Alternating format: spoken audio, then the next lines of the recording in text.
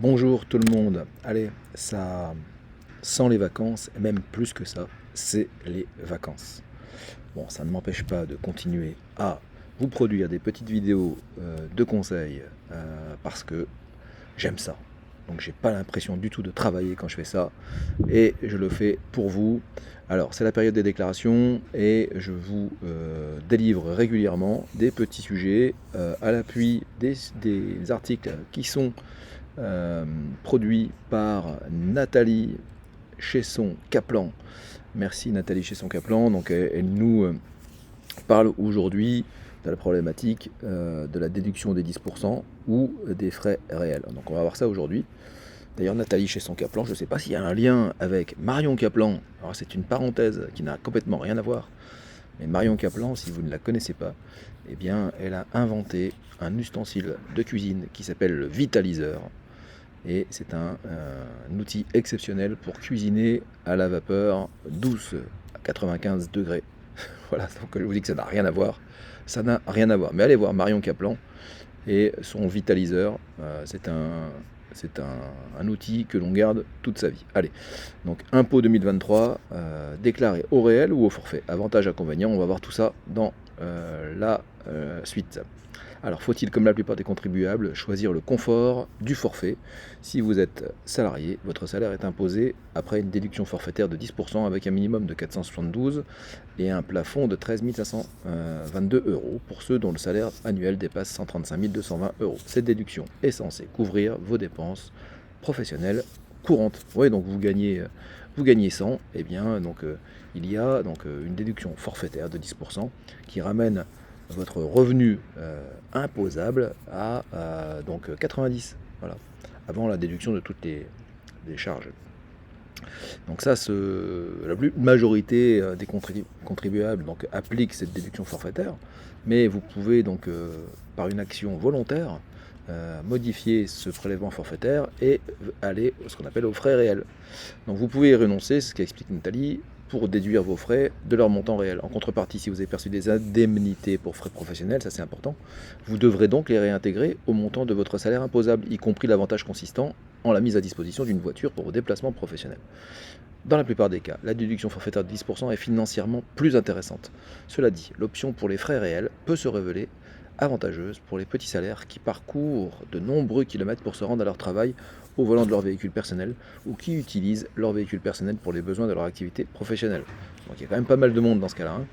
Quoi qu'il en soit, si vous optez pour les frais réels et que vous n'y aviez pas intérêt, l'administration fiscale corrigera automatiquement votre déclaration en impliquant d'office la déduction forfaitaire. Alors on va voir ce qu'on peut déduire. Tous les frais occasionnés par l'exercice de votre profession, ainsi que ceux engagés pour trouver un nouvel emploi. Frais de déplacement, y compris les trajets domicile-lieu de travail, dans la limite d'un aller-retour par jour de 80 km maxi, sauf circonstances particulières. Alors pour les circonstances particulières, là, je vous invite à fouiller sur Google, parce que Nathalie ne nous a pas mis ces circonstances et je ne les connais pas par cœur. Sont aussi déductibles les frais d'hébergement, de téléphone, l'achat de vêtements spécifiques, donc blouse, uniforme, chaussures de protection, robe d'avocat, mais aussi donc tailleur ou costume. Les dépenses de formation professionnelle, celles relatives à un local professionnel, si votre employeur ne met pas un bureau ou un local à votre disposition, ainsi que les frais de double résidence si vous êtes contraint de travailler loin de chez vous. Donc tout ça, ce sont des frais que vous pouvez déduire. Alors, passer au réel ne s'improvise pas. Même si vous pouvez vous décider à la dernière minute, cela suppose d'avoir conservé tous vos justificatifs. Et oui, parce qu'en cas de contrôle, on ne vous impose pas de produire les justificatifs chaque année. Mais en revanche, si jamais vous êtes contrôlé, eh bien là, il faut pouvoir les produire. Car une fois votre déclaration validée, le fisc a 3 ans pour l'éplucher et vous les réclamez. C'est exactement ça, 3 ans. L'administration fiscale précise que ces justifications doivent être d'autant plus précises que le montant des dépenses dont la déduction est demandée présente un caractère exceptionnel. Il en est ainsi lorsque ce montant paraît disproportionné eu égard à la nature et à l'importance de votre activité professionnelle, aux obligations qu'elle comporte ou au niveau de rémunération perçue. Donc là, effectivement, on vous conseille d'aller voir la notice de déclaration de revenus 2023. Quels types de frais peuvent toutefois être évalués de manière forfaitaire sans qu'il soit nécessaire de garder toutes les pièces justificatives? C'est notamment le cas pour les frais de déplacement et en cas de télétravail. Donc si vous utilisez votre véhicule personnel, vous pouvez les évaluer à l'aide des barèmes kilométriques, donc en cliquant sur le lien, vous pouvez retrouver cette petite calculette. Et après une revalorisation de 10% l'année dernière pour faire face à l'envolée des prix des carburants, ces barèmes ont été revalorisés de 5,4%, comme tous les autres seuils, limites et chiffres retenus pour le calcul de l'impôt sur le revenu. Bon, c'est grosso modo le niveau de l'inflation en France. Donc là-dessus, c'est quand même une bonne chose. Alors les frais, si vous êtes en télétravail, vous allez pouvoir aussi déduire des frais. Si vous avez télétravaillé chez vous l'année dernière, en 2022, vous pouvez donc également utiliser un forfait de 2,50 € par jour de télétravail, dans la limite de 55 € par mois et de 580 € par an. Voilà, donc ne dépassez pas la limite. Sinon, il y a des petits clignotants rouges qui vont s'allumer sur votre profil fiscal. Ce qui n'est pas avantageux si vous n'avez pas d'autres frais à déduire, puisque ce forfait est toujours inférieur au montant de la déduction forfaitaire de 10%, dès lors que vous gagnez plus de 5 800 € par an. Mieux vaut déduire vos frais de télétravail pour leur montant réel. Vous pourrez alors déduire vos frais d'abonnement, téléphone, internet, les achats de mobilier et de matériel informatique, ainsi que les frais liés à l'utilisation de la pièce dans laquelle vous avez télétravaillé. Loyer, électricité, eau, chauffage, impôts, locaux, assurance habitation. Alors le hic, c'est où le hic? Ces frais sont déductibles au prorata de la surface utilisée. Eh oui, bien sûr.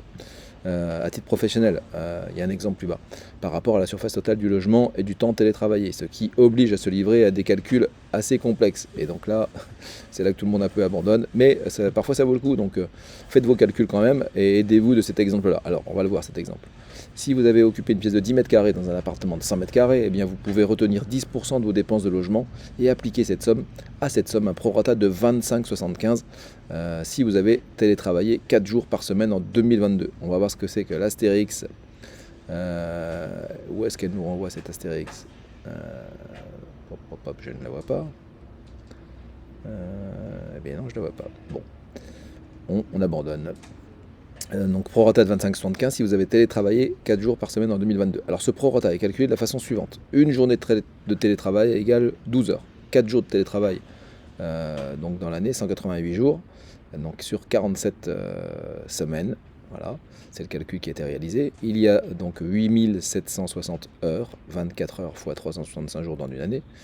Et le calcul qui est donc donné là, c'est 188, donc les 188 jours multipliés par 12, divisé par 8760 heures, ça fait 25,75. En revanche, vous ne pouvez pas déduire des frais de repas pour les jours télétravaillés, ni des frais de garde d'enfants à titre professionnel, y compris lorsque les deux parents ont télétravaillé. Alors, le cas des indépendants, eh oui, souvent on oublie les indépendants, mais non, vive les indépendants. Quant aux indépendants, si vos recettes ou votre chiffre d'affaires n'ont pas dépassé 72 600 €, 76 200 pour une activité de vente de marchandises. Sinon, les 72 600, c'est souvent pour des ventes de prestations, de services. C'est par exemple mon cas. Vous relevez d'un régime simplifié. Votre résultat imposable est déterminé de manière forfaitaire et vous ne pouvez déduire aucun frais.